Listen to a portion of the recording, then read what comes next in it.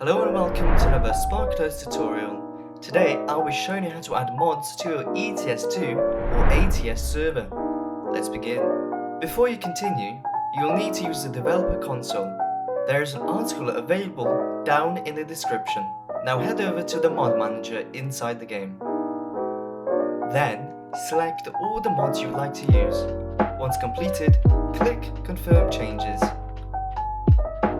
Now load into your game profile and open the developer console by clicking the back tick button. Then enter in export_server_packages.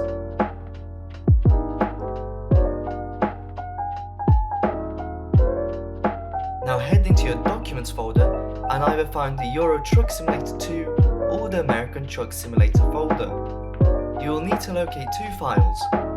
One named server_packages.dat and server_package.sii. Head back into the file manager and locate the server settings folder.